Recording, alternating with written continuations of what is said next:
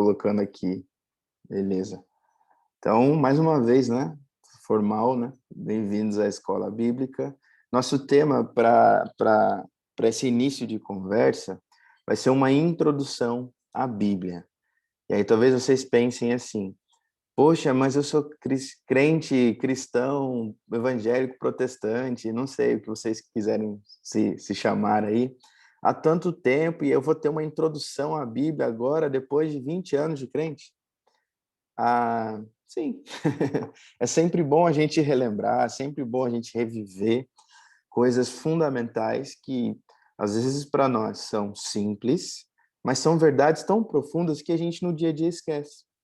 Coisas que, às vezes, a gente não dá conta e não presta atenção realmente, né, na verdade, né, que tem por detrás dessas afirmações. Então, vão ser coisas introdutórias, mas eu acho que são coisas interessantes para a gente, primeiramente, colocar todo mundo no mesmo patamar, né? Porque pode ser que alguém aqui tenha 20 anos de cristianismo e tenha teologia, tenha mestrado, doutorado em teologia, mas pode ser que tenha alguém aqui que acabou de chegar, então a gente coloca todo mundo mais ou menos assim no mesmo patamar e a gente vai conversando. Então, por isso, introdução à Bíblia. Ah, escola bíblica a gente vai falar só de Bíblia? Não, necessariamente. A gente pode trazer outros temas, mas a questão é que tudo passa pela Bíblia. Tudo ela é nosso filtro, ela é nosso manual, nosso guia, né? Assim como a gente não vive sem oração, a gente não tem como viver sem a proposta bíblica, né? A verdade bíblica, né, para cada um de nós. Então, nesse momento a gente vai fazer uma introdução à Bíblia, depois a gente vai ler, por exemplo, os Evangelhos juntos e ter um estudo mais aprofundado. Mas pode ser um dia vamos falar hoje sobre o caráter cristão.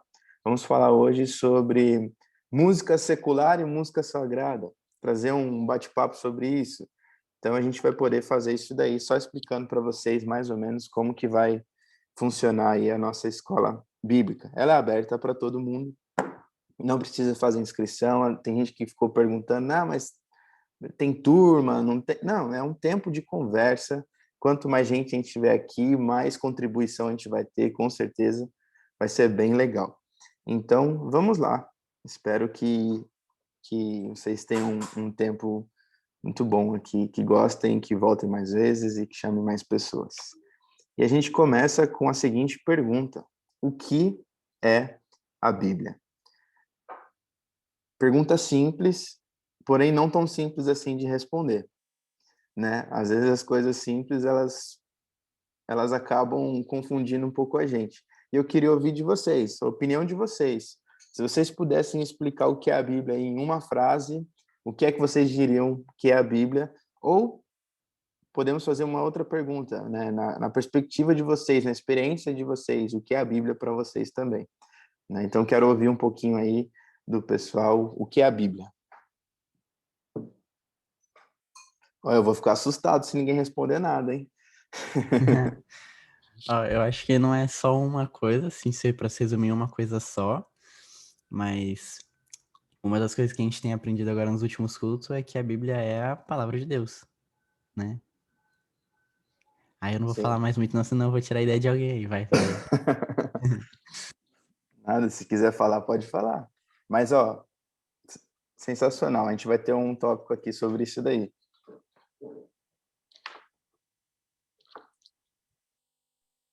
Eu ia falar a mesma Eu creio coisa. que a Bíblia, desculpa, cortei alguém aí. A Não, pode Bíblia ela é falar, a vai. própria revelação de Deus a nós, né? É Deus se revelando a nós, Deus se apresentando a nós e falando do seu plano de salvação Ótimo. para todos nós, né? Legal. É isso aí. Então, Pastor, vamos só posso relembrar falar? aí. Pode falar, pode falar. Eu acho não, né? Para mim, é um manual. É um Uhum. manual de como devemos agir. Eu acho que é isso. Para mim, é isso. Legal. Um manual de ação, um manual de vivência. Eu acho que é isso. Legal. Então, vamos relembrar aí, ó. O João comentou que era a palavra de Deus. A Fátima disse que é a revelação do próprio Deus. E a Simone disse que é um manual. Estamos caminhando muito bem. Estou feliz aqui. que mais? É uma carta de amor também. Uma carta de amor. Muito bom. Tá vendo? É muito difícil ter certo e errado, mas pode acontecer também. Mas a gente tem caminhado por um caminho legal aqui. E aí, que mais? O que é para vocês, assim, a experiência do dia a dia para vocês? O que é a Bíblia? Ela, além do que as pessoas falaram, concordo plenamente, mas ela também é uma coleção de livros, digamos assim, que contam o enredo da humanidade, tanto no passado, quanto no presente, quanto no futuro. E que a gente não está fora disso. Às vezes a gente lê a Bíblia como se, poxa, que legal a história de José, muito, muito, muito inspiradora. Só que a Bíblia também fala sobre o futuro, fala sobre a igreja, e a gente faz parte. Então, também tem esse aspecto. Massa. Vamos lá, alguém mais? A gente tem gente falando pelo chat também, né? Estou vendo aqui agora. A Beatriz Helena dizendo que também é um livro de exemplos, bons e maus, para nos guiarmos. Muito legal. Teve uma vez que eu fiz uma série de pregações, dois ou 3 anos atrás, que a gente estava falando sobre personagens bíblicos, né? E a gente sempre tentou trazer esse contraste dos exemplos, e foi bem legal. Personagens que tiveram atuações parecidas, né? Mas um levando para um caminho mau e outro levando para um caminho bom. Então, isso aqui é muito interessante também. A Bíblia realmente é um livro de exemplos, né? E acaba caindo naquela questão de ser um manual, né? Um guia. Bom, vamos lá para o próximo aqui. Então, respondendo à pergunta de vocês, a gente vai falar aqui em termos técnicos e a gente vai falar também em questões práticas, né? Toda boa teologia ela tem que ser prática, né? A gente tem entendimento disso pelo fundador do próprio metodismo, que é o John Wesley, né? John Wesley, ele foi conhecido um dos maiores teólogos práticos que passaram, né, que viveram nessa terra. Então a gente não teria como não seguir o exemplo dele aí nesse sentido. Essa palavra aí, esse beta, esses escritos aí bem diferentes, né, é a palavra biblion em grego, né? Bíblia vem dessa palavra grega que significa livro ou rolo, ou até mesmo pergaminho, se a gente for avaliar bem o original. E aí, na verdade, a Bíblia é a palavra, é o plural dessa palavra biblion, que aí no próprio grego fica Bíblia mesmo, né? Só que teria alguma pronúncia diferente, assim. Como o Jonatas falou aqui, trata-se de um conjunto de livros que são considerados sagrados. Aí eu digo assim, por que são considerados sagrados? Porque não é unânime isso. Para nós, eles são livros sagrados. Mas é bem verdade que existem pessoas aí afora que não consideram um texto bíblico sagrado. E aí a gente tem que lidar com isso também, né, e entender que ele só se torna sagrado uma coisa quando ela realmente faz sentido para alguém, né? A gente só começa a entender pecado e vida de santidade, quem Deus é, quando Deus se apresenta a nós e aquilo começa a fazer sentido.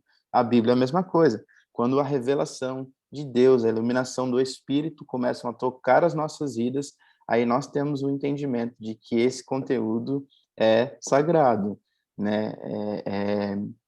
Então, assim como nós entendemos dessa forma, tem aqueles que não entendem, né? E aí a gente está falando aqui sobre conjunto de livros. Mas então, por que é que a gente chama de a Bíblia, se é um conjunto de livros, né? Por mais que exista a divisão dos livros, a gente consegue enxergar a Bíblia como um todo, né? Porque assim, eu particularmente consigo pensar na Bíblia como um único livro. Não sei vocês, se vocês têm essa experiência também. A gente consegue se referir à Bíblia como, assim, sabe, um único livro. É tranquilo isso, até porque a gente consegue enxergar início, meio e fim. O início é a criação, o meio ali é a plenitude dos tempos, Jesus vindo, e aí o fim, o Apocalipse, né? A esperança cristã. né, de um dia a gente se encontrar com Deus. Então, é muito fácil a gente conseguir enxergar a Bíblia como esse todo, como um único livro, embora tenham várias seções, divisões, ou livros, né, dentro dela. E isso acontece por causa do fio condutor. Essa é uma palavra bem interessante da gente pegar aqui. A Bíblia, ela tem um fio condutor, ela tem uma coisa que une todos os livros, que une todas as experiências e que não se encerra ali em Apocalipse, mas que vem unindo o cristianismo até os dias de hoje, né? Porque a escrita em si do texto bíblico, ela terminou, mas a história cristã, ela continua sendo escrita por cada um de nós. Como o Jonas falou, a gente consegue se identificar nessa igreja descrita lá em Atos, no texto descrito nos evangelhos, quando Jesus fala sobre a igreja, a gente se vê nisso. A gente não está dentro da Bíblia, mas a gente é a continuidade do cristianismo, né? Então, existe um fio condutor ainda que nos guia. E esse fio condutor, né, no caso do texto bíblico, é a autoria barra, né, a inspiração divina. Ou seja, a Bíblia, ela se torna um todo quando a gente compreende ela como o plano de Deus para a humanidade, né? Quando a gente vê assim a história da ação de Deus na humanidade, é Deus redimindo o seu povo, é Deus trazendo as pessoas para perto dele com um propósito maior, que é Jesus. Enfim, isso une todo o texto bíblico. E aí, por exemplo, a gente hoje lê o texto bíblico com o seguinte filtro: as coisas apontam para Jesus, né? A gente olha para um salmo e quando a gente ouve Davi falar sobre graça, quando a gente vê Jó falando que sei que meu Redentor vive, a gente consegue hoje enxergar uma figura de Cristo. Então, isso faz com que a Bíblia também seja vista como um todo para cada um de nós. Eu não sei vocês, mas vocês conseguem, para vocês é tranquilo ver a Bíblia como um todo? Ou vocês ainda pensam, tipo assim, Antigo Testamento, Novo Testamento, agora é graça, Antigo Testamento não tem tanta necessidade, vou ler mais o Novo Testamento porque o resto é história, né? Como é que é o relacionamento de vocês com a Bíblia, assim? Vocês entendem a importância do todo? Ou é difícil para alguém isso? Eu acho que é muito parecido do jeito que. Eu não sei se dá pra se comparar, mas pra mim entender que ele é uma coisa só, é bem parecido com o jeito que minha professora ensinava redação na escola, tipo, pra fazer redação do Enem, essas coisas. Tipo, você vai ter que ter a introdução pra explicar o que rolou. Aí você vai dar os pontos, tipo, o seu ponto 1, ponto 2 e tal. Só que isso aí tem zilhões de pontos aí no meio do caminho. E no final vai ter lá a conclusão. Então, tipo, ainda a conclusão é o maior spoiler da vida, né? Que a gente tem ali.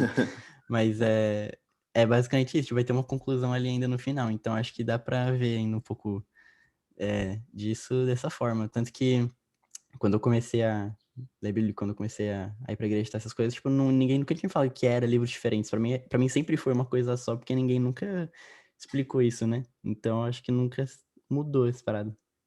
É como se fosse um livro só com vários capítulos, né? Tipo, Gênesis é Então, um eu capítulo, entendi que era isso, Só entendi. que depois que fala, tipo, não, mas foi esse livro foi uma pessoa que escreveu, aquele livro foi outra pessoa. Eu falei, hã? Tipo, sério?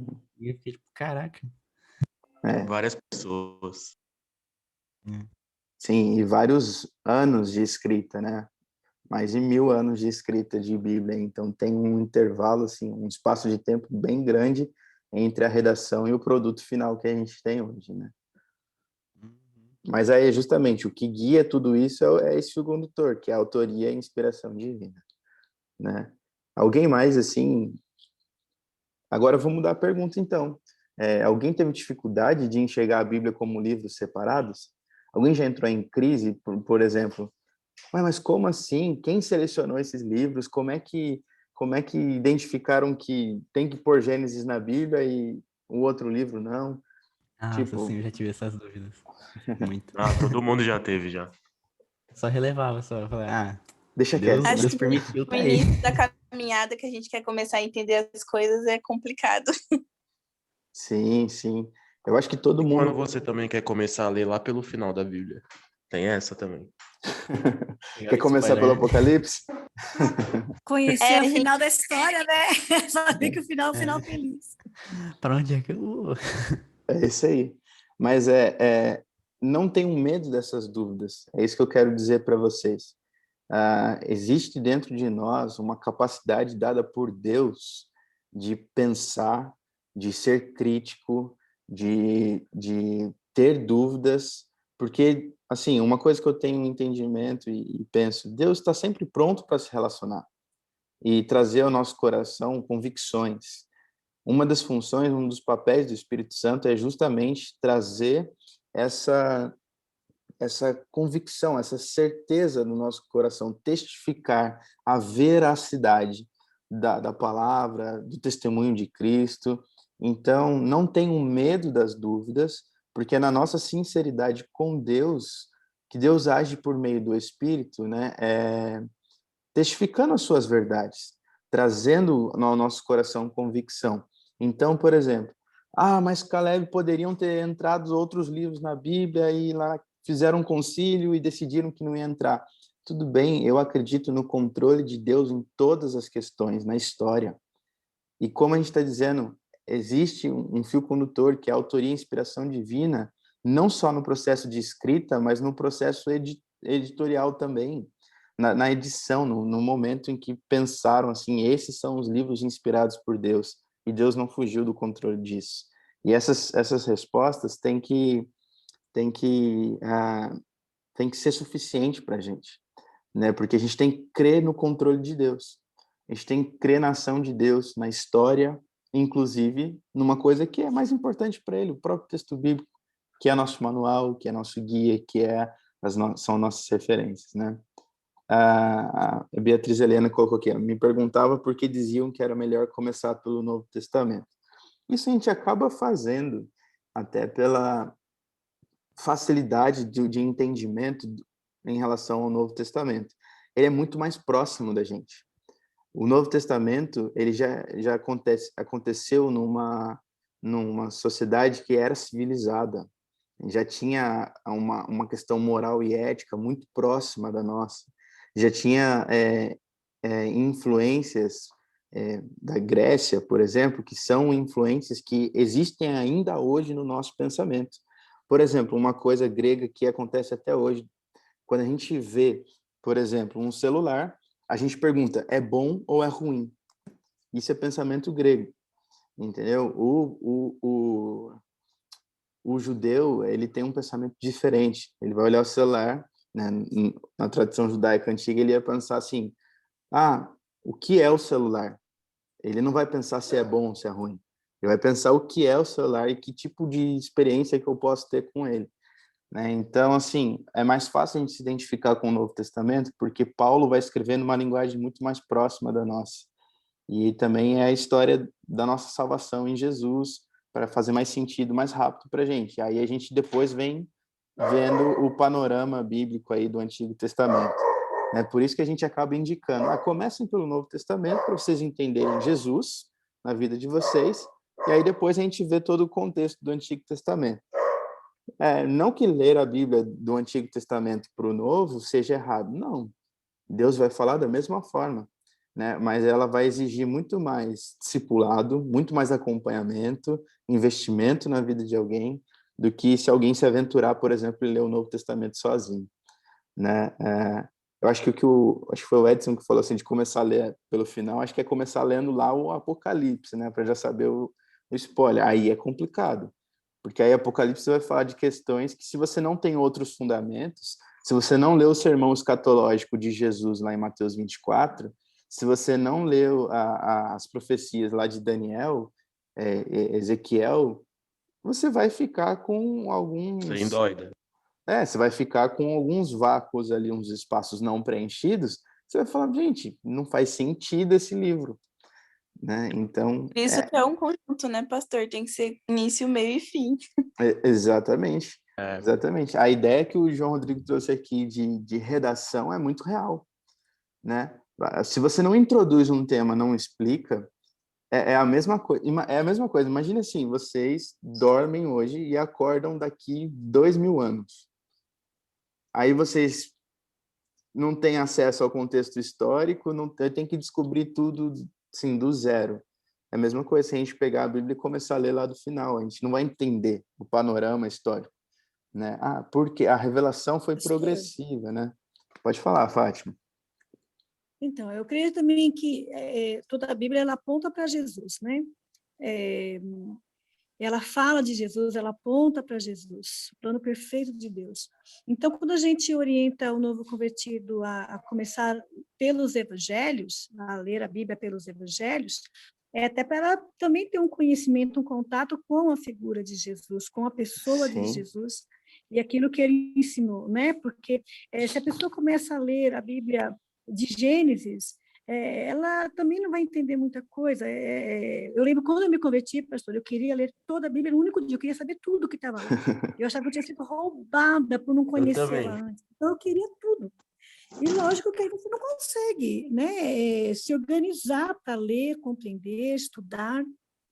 Então, a pessoa que me discipulou, ela orientou, começa pelos evangelhos. E eu achei muito sábio, porque aí você começa, né, buscando o conhecer aquela pessoa que te fez mudar tudo, né, que mudou tudo na sua vida, né, você vai conhecer a figura de Jesus. Aí depois você lê o Novo Testamento, como você mesmo falou, é próximo a nós, a nível de tempo e de espaço, né, é mais próximo à nossa história, e que é a formação da igreja, a constituição da igreja, a criação dela. Depois que você começa a ler Gênesis e vai ler a Bíblia inteira, parece que a coisa se encaixa melhor, né? sim, Se fizer dessa maneira. com certeza. Pode falar, Jonas, você também ergueu a mão aí. Tem um recurso de erguer a mão, gente, isso é bem interessante. Caso outra pessoa esteja falando, você quiser falar depois dela, pode usar esse recurso aí. O que eu comentei é justamente o que a Fá comentou, assim, é bem esse ponto. E uma coisa que eu acho interessante é que quando a gente lê também, que a gente começa aí pelos evangelhos, a gente vê de fato quem é Jesus, o próprio Deus, o que ele falava, o que ele pensava, etc. No Antigo Testamento, a gente vai ver sim Deus agindo, falando e fazendo, mas também a gente vai ver outras pessoas. Eu já vi pessoas achando que, por exemplo, assim, porque tal personagem histórico fez isso, foi porque Deus quis e Deus. Não. O personagem fez aquilo, não quer dizer que aquilo era o que Deus queria ou aquilo era o que Deus aprovava para a vida dele. As pessoas Uhum. acabam meio que dividindo, o Deus do Antigo Testamento e o Deus do Novo. Não que é errado ler no Antigo, mas quando você vai ler no Antigo, você tem que entender que ali vai contar a história de Moisés, de Davi, por exemplo, de outros personagens bem legais, mas que eles foram errantes no meio do caminho. Não Sim, quer dizer que Deus quer dizer que aqueles personagens erraram. Quando a gente olha para a história de Jesus, você não vê erro. Então fica até mais claro quando você lê, por exemplo, o Evangelho e vai ler o Antigo Testamento, você tem essa pouquinho mais de maturidade para enxergar o que é a ação humana ali dentro, quem Deus é e como ele é misericordioso e amou a humanidade. sim, com certeza. Muito bom. Se tinha mais alguém que queria falar? Isso Mas que o João falou, pastor, é verdade, Uhum. porque eu mesmo já ouvi pessoas até que quando não se entende, né, de falar que, por exemplo, Deus no Velho Testamento era, vamos dizer, mais rígido, né, do que no Novo Testamento, então muitas vezes eles diferenciam mesmo quando não se tem esse total entendimento da palavra completa. Sim, com certeza. E é até assim, tem umas mudanças, algumas coisas que a gente percebe que acabam levando a gente a pensar isso se a gente lê o texto pelo texto, sem conhecer quem Deus é, de fato, né? Se a gente leva o texto bíblico apenas como narrativa histórica, como literatura, a gente corre o risco de, de ter uma falta de entendimento, né? Uma falha, inclusive, no nosso entendimento do texto. Até por isso que a gente, quando prega e quando ensina, a gente diz, olha, vocês podem ser os mais sábios do mundo, os maiores filósofos, conhecedores, né, das questões desse mundo. Mas se vocês não tiverem o Espírito Santo agindo sobre vocês, o texto vai ser simplesmente texto. Ela não vai ser sagrado e não vai ser palavra de Deus. Não vai ser a voz de Deus, vai ser texto. E aí, texto, você pega, você faz o que você quiser com ele. né? E aí a gente não pode correr esse perigo. A gente tem, toda vez que sentar diante do texto bíblico, ouvir o texto. Aí está a diferença, e é uma coisa que, quando eu descobri, fez a diferença na minha vida. Eu costumava dizer assim, vou ler o texto bíblico. E eu sentava e lia. Só que a impressão que eu tinha era que eu estava lendo com um livro, né, e me relacionando com esse livro como qualquer outro livro, leitura, né? E aí eu vi que quando eu comecei a pensar, tipo, vou ouvir o texto bíblico, aí começou a fazer sentido o texto como palavra, voz de Deus ao meu coração. Então, façam essa experiência. Quando vocês forem ler a Bíblia, né, se relacionar, eu vi agora no chat aqui que o André colocou a Bíblia como um alimento também. Se relacionem dessa forma. Vou ouvir o texto. É como se fosse a voz do próprio Deus soprando, né? Aquilo que ele tem dele para cada um de nós. Né? E isso vai fazer sentido no que eu vou compartilhar aqui com vocês. Eu vou parar esse compartilhamento aqui. Eu vou compartilhar uma página aqui do Kindle. Vocês estão vendo aí? Sim, estamos vendo. Esse livro chama Somos Todos Teólogos, é da editora Fiel, do Sproul. É um teólogo e pastor norte-americano que eu particularmente gosto muito. Faleceu alguns anos atrás, uns 3 anos atrás, mas trouxe muitas contribuições para a teologia. É um livro bem fácil de ler, porque assim ele traz para a igreja a noção de que todos nós somos teólogos, porque todos nós falamos sobre Deus, todos nós vivemos Deus. Então, de alguma forma, quando a gente tenta explicar Deus para alguém, quando a gente entra numa sala como essa e pergunta o que é Bíblia, a gente está fazendo teologia, né? Que é falar, né? Ter discernimento, estudar a respeito das coisas de Deus.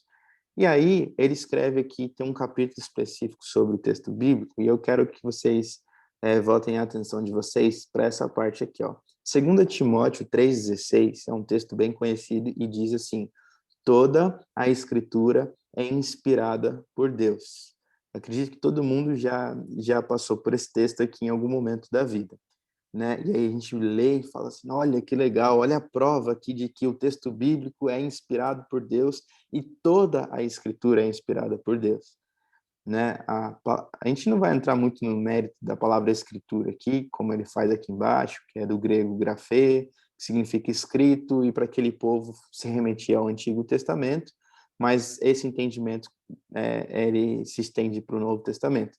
O que eu quero trazer para vocês aqui é a seguinte questão, a palavra inspirada, né? Porque eu falei, se o fio condutor, então, é a autoria, é a inspiração divina, a gente tem que entender o que significa uma palavra ser inspirada, não é verdade? Porque é fácil a gente dizer assim, poxa, a Bíblia é inspirada por Deus, mas o que é? O que realmente significa uma coisa ser inspirada por Deus? O texto bíblico diz que é. Tá, mas qual o impacto disso na sua vida? Né? Que profundidade tem isso para você? Que aplicação tem isso no seu dia a dia? E aí a gente começa a se relacionar melhor com a Bíblia. A palavra traduzida por inspirada, né? Ela tem um sentido de dada por inspiração, né? Porque você falar sobre inspiração, você está levando para a respiração a questão do inspirar e do respirar. Então, é dada por inspiração, por influência, né? Por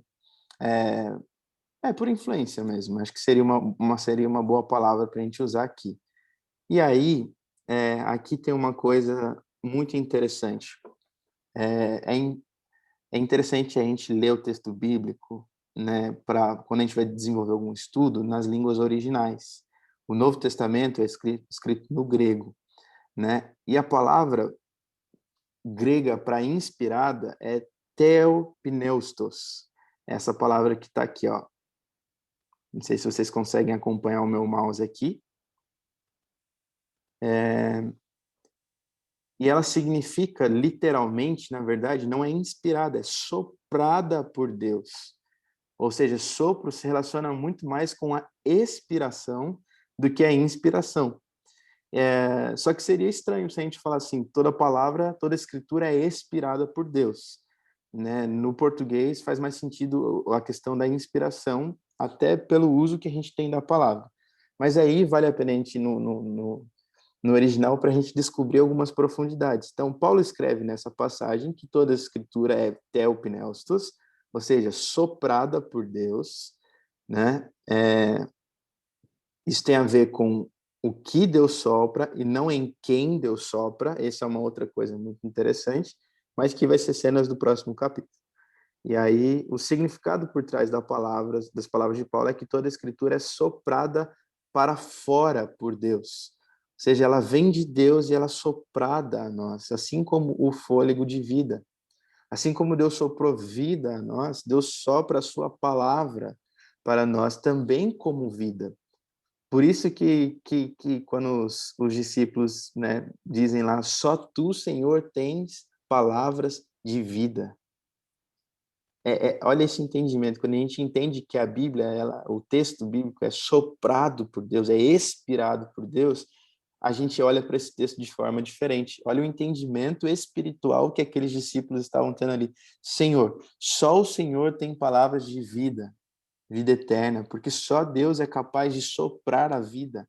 E a palavra que Deus tem é uma palavra de vida, né? Ele é a própria vida. Então, quando ele se comunica com cada um de nós, Deus está sempre comunicando vida.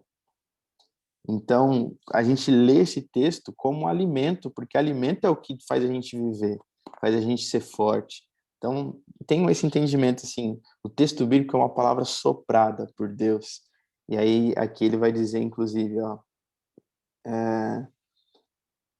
a escritura é dada por expiração de Deus em vez de por inspiração.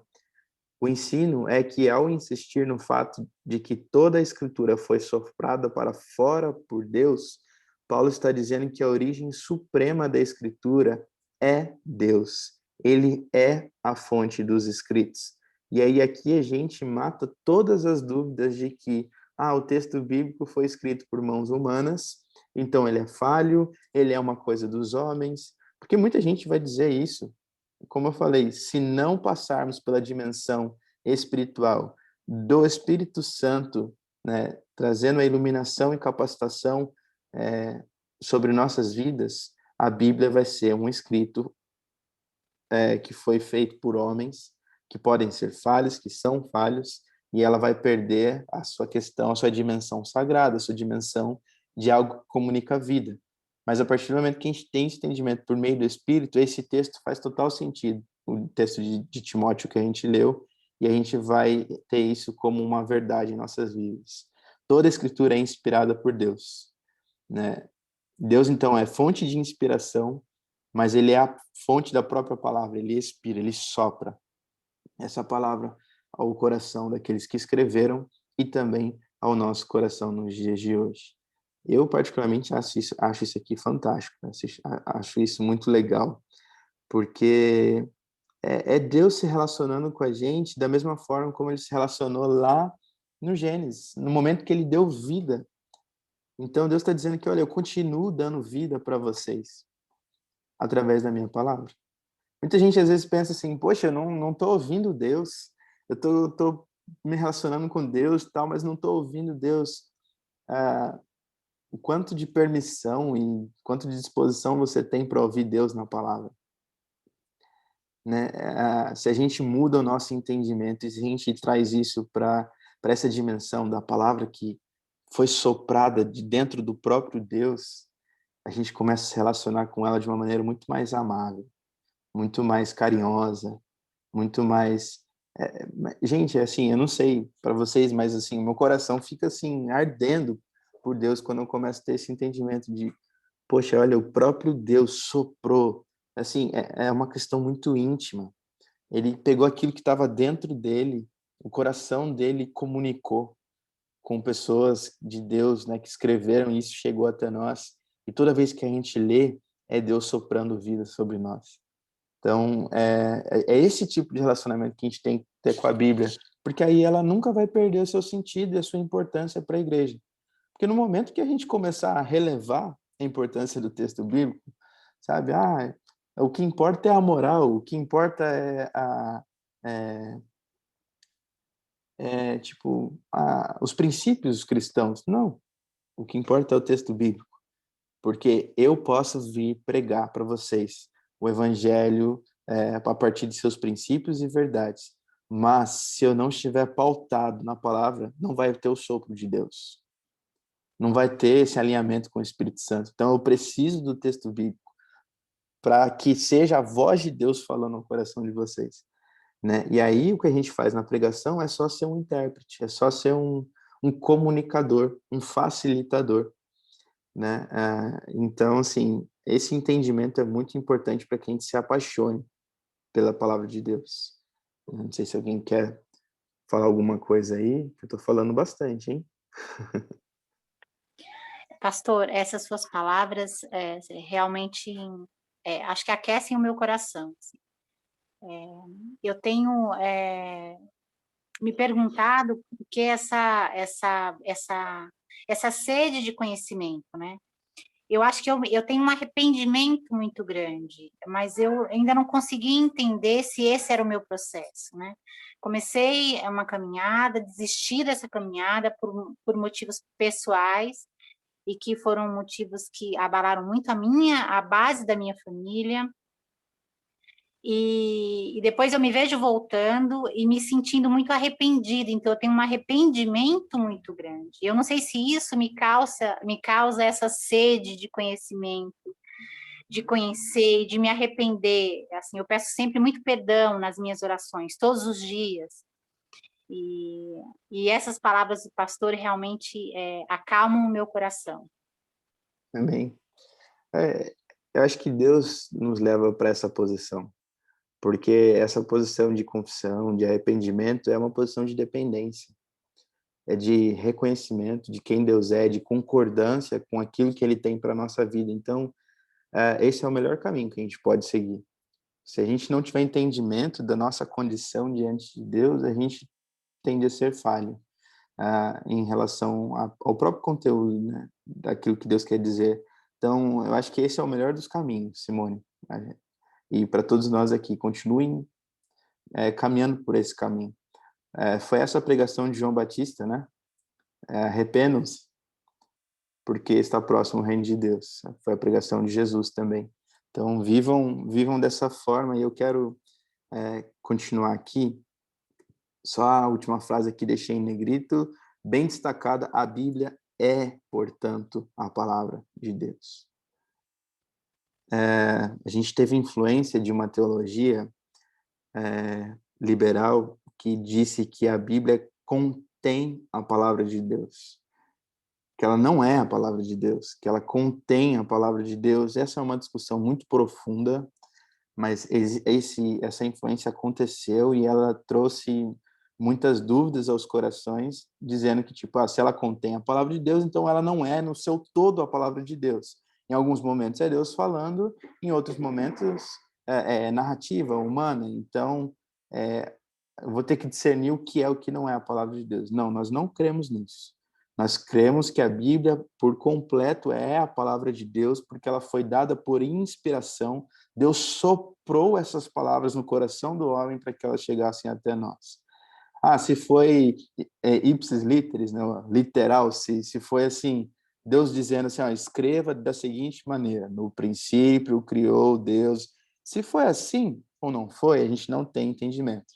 Mas o que a gente não conhecimento, né? Mas a gente sabe que foi dada por inspiração da parte de Deus, e a gente tem que afirmar assim: a Bíblia é a palavra de Deus. E aí, Romanos 15:4 vai nos trazer esse entendimento muito legal. E eu vou pedir para alguém ler. Quem pode ler para a gente? Pois tudo o que foi pois tudo o que no passado foi escrito para o nosso ensino foi escrito a fim de que pela paciência e pela consolação das Escrituras tenhamos esperança. Romanos 15:4. Isso aí. Esse texto aqui, ele é muito importante para esse momento de conversa que a gente está tendo, porque ele traz alguns entendimentos. Tudo o que no passado foi escrito foi escrito para nosso ensino. Isso aqui é uma coisa muito importante, que aparece depois lá na vida de Timóteo, quando a gente lê Timóteo. Tem um momento em que Paulo fala para Timóteo, olha, lembra daquilo que a sua mãe e a sua avó te ensinaram, porque você aprendeu o que está escrito e isso te permitiu entender quem Jesus é. Parafraseando totalmente, não está escrito dessa forma, viu, gente? Porque senão depois alguém pode dizer, o pastor citando o texto bíblico errado. Não, estou só pegando o contexto aqui. Tudo que foi escrito para o nosso ensino. Por isso a importância da gente ter esse momento aqui de escola bíblica para a gente se relacionar com a palavra de Deus. Porque no final das coisas, olha o motivo de todos esses escritos. E aí eu vou até destacar de uma forma diferente aqui, é para que a gente, no final das contas, tenha esperança. O texto bíblico é um texto de esperança. A Bíblia é um livro de esperança. O Apocalipse é uma carta de esperança. Às vezes a gente se relaciona com o Apocalipse muito mal, com medo do Apocalipse, nossa, mas é dragão, é besta saindo do mar, é guerra, é não sei o quê. Para o povo, se a gente faz um bom estudo de Apocalipse, a gente vai ver que o povo, quando recebeu aquele texto, recebeu como uma carta de esperança. Eles liam aquilo lá e tinham esperança de que Deus iria voltar, iria redimir a sua igreja, levar ela para a sua glória, né? Então, a gente tem que se relacionar com o texto também no formato que ele foi escrito, desculpa, gente, para aquelas pessoas. Então, tenham esse entendimento. O próprio texto afirma a verdade sobre ele, né? Então, tudo que no passado foi escrito, para nosso ensino foi escrito, a fim de que, pela paciência e pela consolação das Escrituras, tenhamos esperança. A minha oração é que vocês tenham esperança. Se vocês esquecerem tudo que a gente conversou aqui, mas vocês saírem dessa aula com uma esperança em Deus, naquilo que Ele é, naquilo que Ele faz, para mim já valeu a pena.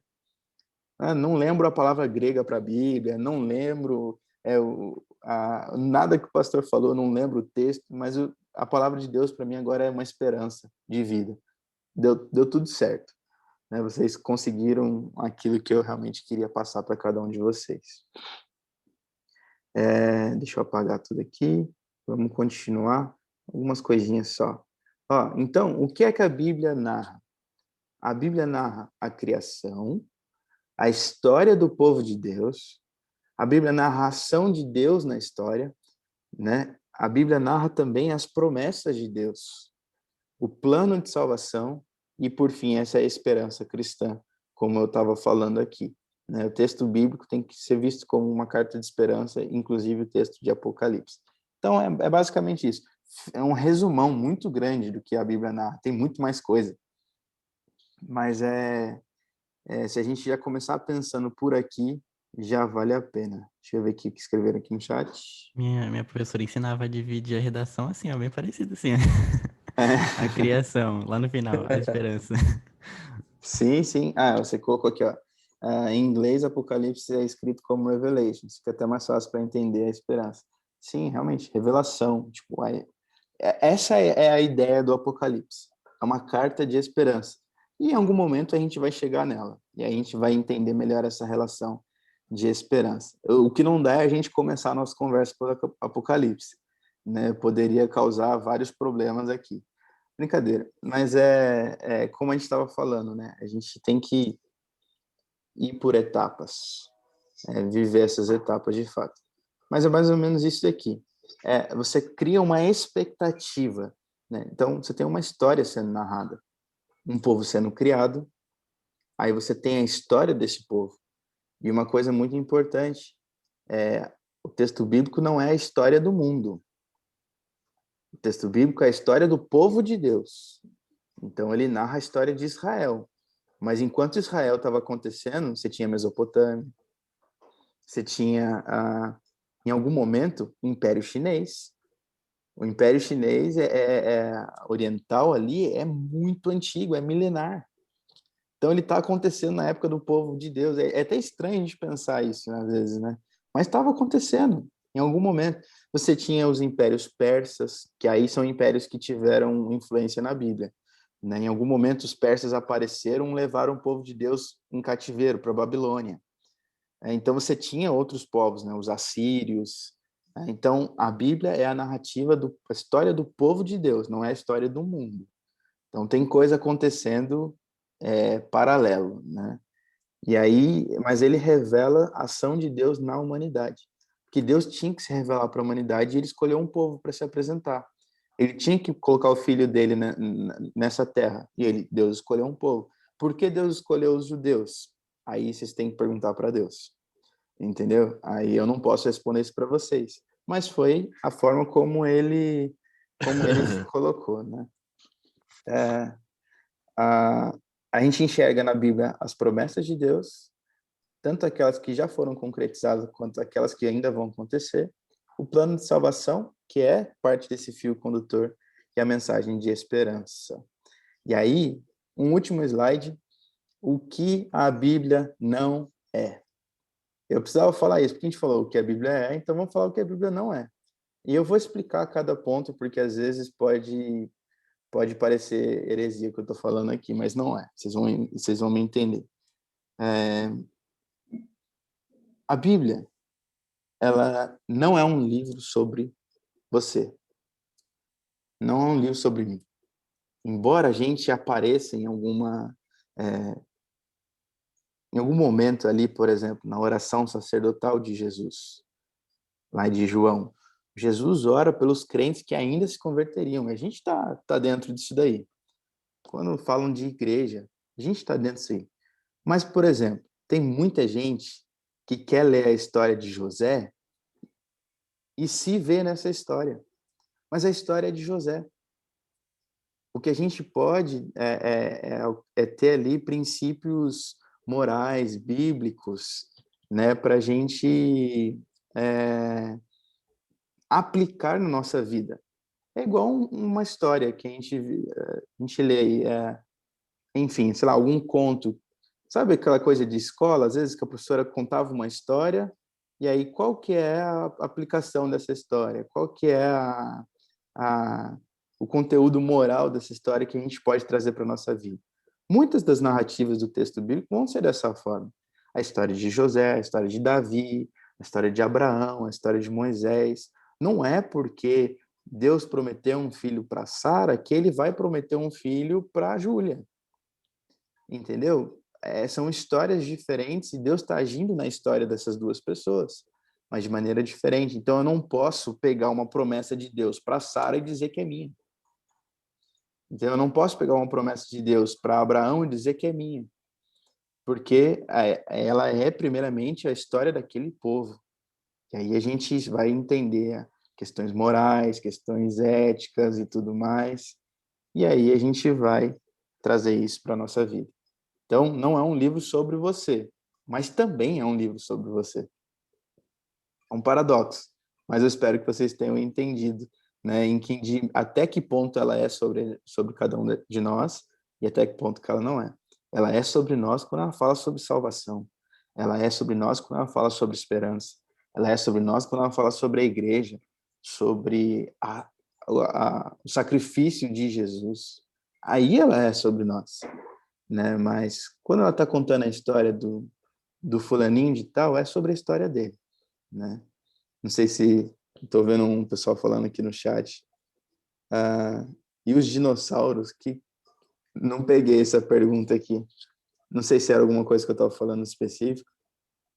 Ixi, faz um tempinho que a gente perguntou isso, já mudou de assunto. Eu demoro para ver o chat, preciso deixar ele aberto aqui.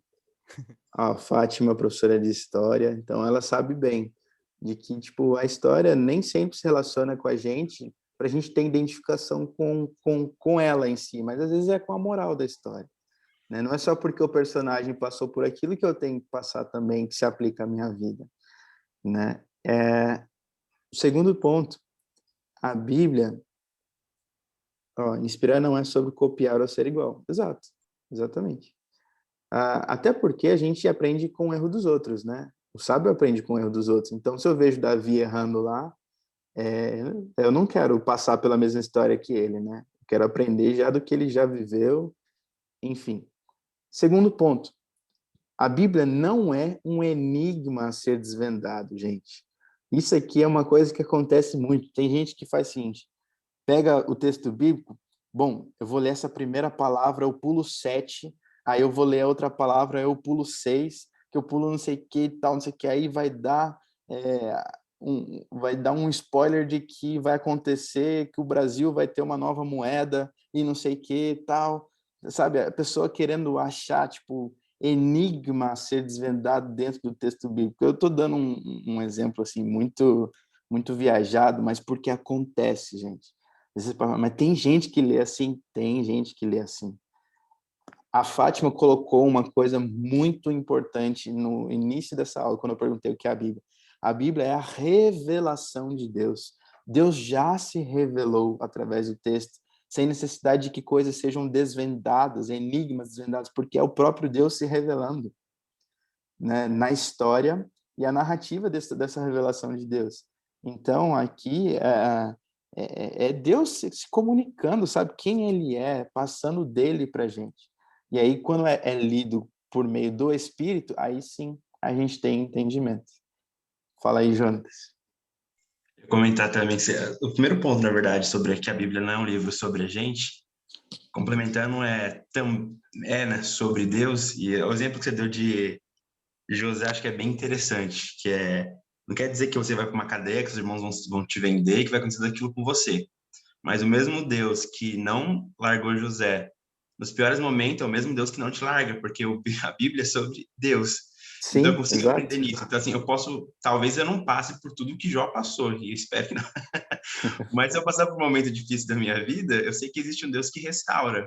Eu sei que existe um Deus também que pode deixar que eu vá para a glória, amém, mas eu estarei com ele de qualquer forma também. Então, tem diversas histórias e, na verdade, é tudo sobre ele, como ele age e como ele nos enxerga. Então, acho só para complementar aí, porque isso é bem real na nossa vida. Sim, e até acho que até quando é sobre a gente, vamos abrir aqui, até quando é sobre a gente, quando tá falando da gente, ao mesmo tempo, tipo, reflete quem ele é para que a Uhum. gente seja. É muito Exato. louco essa parada. Tudo volta para ele. É isso aí, exatamente. Tudo vem dele e volta para ele, né? Então, é justamente isso. Não é um livro sobre a gente, é sobre quem Deus é. E Deus permanece sendo quem ele é ainda hoje. Então, quem ele foi com José, ele é com a gente. Ele é com João, ele é com Jonas, ele é com a Bia, ele é com Edson, enfim. E aí, em relação ao enigma também, se a gente tem intimidade com o Espírito Santo, gente, a gente entende como revelação de Deus. É Deus comunicando, eu não tenho necessidade de ficar fazendo cálculo e conta. Lógico, existe uma coisa que se chama exegese bíblica, hermenêutica, que é um estudo aprofundado para você entender a intenção do autor, por que ele escreveu, ler os originais, é estudar, isso vai acontecer. Ando falando de achar enigma, que vai apontar para... Enfim, é isso. Terceiro ponto, a Bíblia não é uma caixinha de promessas. Vou explicar isso. Eu não sei quantos aqui já viram caixinha de promessas, né? É antigo, acho que não tem mais isso em dia, que é uma caixinha assim pequenininha com um zíper, você abria ali, pegava um papelzinho e ali tinha uma das promessas bíblicas, né? É bem legal, porque assim, serve de inspiração para a gente, né? É a comunicação da palavra de Deus. Eu não estou querendo dizer isso. Eu não estou dizendo só que, tipo, que é errado ter uma caixinha de promessas. Não, a questão é o que a gente faz com isso. É pegar, às vezes, um texto, usar ele totalmente fora do contexto. É um perigo. Então, a Bíblia não é uma caixinha de promessa. Ela é Deus se comunicando através da história, dentro de um contexto, né? E, às vezes, a promessa que foi para o Abraão não é uma promessa que é para a gente, como eu falei aquela hora. E a gente tem que ter esse discernimento, porque aí Deus fala assim para Abraão, você vai ser pai de multidões. Aí você pega essa caixinha da promessa e põe lá, pai de multidões, eu quero ver quem que vai receber essa promessa e dizer amém, é isso daí, você pai de multidões. Né? Então, a gente tem que ter esse discernimento e até isso, aqui, ó, a Beatriz, a famosa roleta bíblica, é isso que eu ia falar. Tem muita gente que pega a Bíblia e faz assim, o que é que Deus quer falar comigo hoje? É isso aqui. É isso aqui. Gente, eu não duvido que Deus possa fazer isso, porque Deus age por meio de misericórdia também, né? Então, Deus, a gente pode abrir um texto bíblico assim e ler, e Deus vai falar com a gente, porque é a palavra dele, entendeu?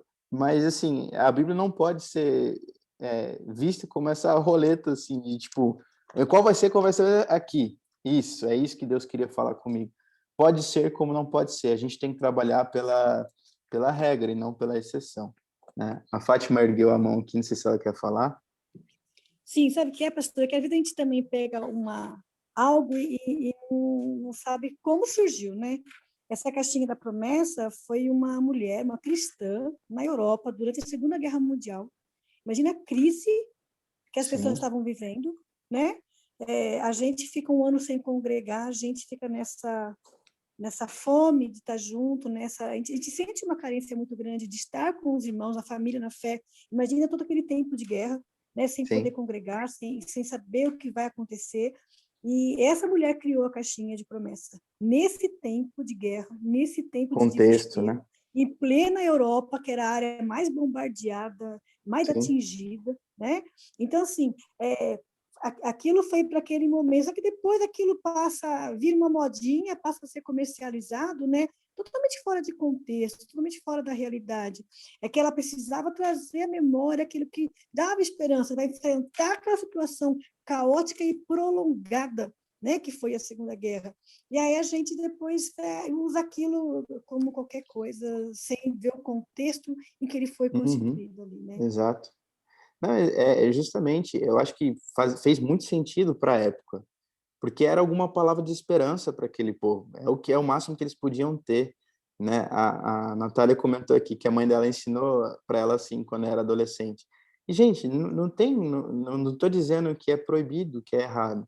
Eu estou dizendo que a expectativa de Deus é que haja amadurecimento na nossa vida, né?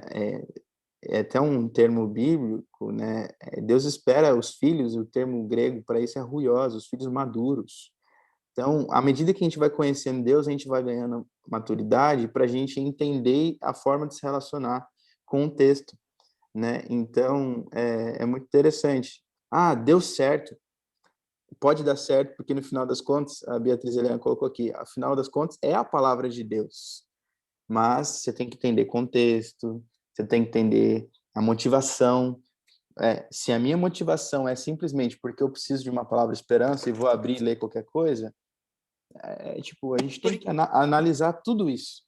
Porque no final, quando aquilo acaba ou não acontecendo, você faz o quê? Você coloca a culpa em Deus, você não tem esse discernimento. Uma Exato. vez eu precisava de uma resposta, não tinha discernimento nenhum. O que eu fiz? A Bíblia caiu numa palavra ali que eu falei, nossa, é isso. Eu continuei no erro por 2 anos e só no final eu percebi toda a bosta que eu tinha feito e minha falta de discernimento. É isso aí. Então, a gente tem que ter esse discernimento, né? E, por fim, para a gente encerrar, que já são 11h15, o texto, o que a Bíblia não é, né? Não é um amuleto. A gente tem que entender isso também. Muita gente trata a Bíblia como um amuleto, né?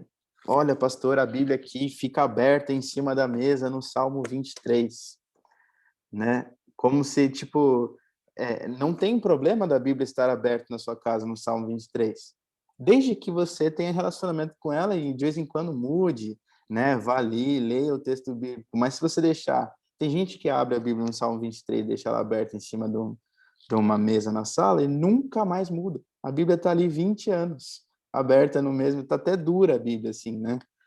Então, como nós nos relacionamos com ela. Se ela está aberta ali porque você leu aquele texto naquele dia, fez sentido para você, você quis deixar aberto, tudo a questão da motivação. O que ela não pode ser um amuleto, né? Vou deixar a Bíblia porque ela vai me trazer proteção para minha casa, vai trazer proteção para minha noite de sono. Aí abre a Bíblia lá no Salmo que diz: em paz me deitarei e dormirei, porque só tu, Senhor, me faz repousar em segurança. É uma verdade bíblica, mas se for usado como amuleto, a gente tem que questionar a questão da motivação, né? Então, não tratem a Bíblia como essa forma também, né? Já vi, assim, muito testemunho, assim, a pessoa estava indo para a igreja com a Bíblia debaixo do braço e aí o assaltante veio, e aí quando ele viu aquela Bíblia, ele saiu correndo. Não é a Bíblia pela Bíblia, não foi a Bíblia o amuleto, é a presença de Deus, é a ação de Deus na vida daquela pessoa, é a verdade, entendeu? Então, tipo, não trate a Bíblia como um amuleto, trate a Bíblia como uma voz de Deus, uma verdade de Deus que se comunica, porque senão a gente vai se apegar a algumas superstições bíblicas, gospels, né? Então, não dá para a gente caminhar por esse caminho, né? É isso daí, gente. A gente não foi muito profundo, assim, tem muita coisa para trazer ainda, mas a minha ideia era me relacionar com vocês nesse tempo, né? Até pausar a gravação aqui.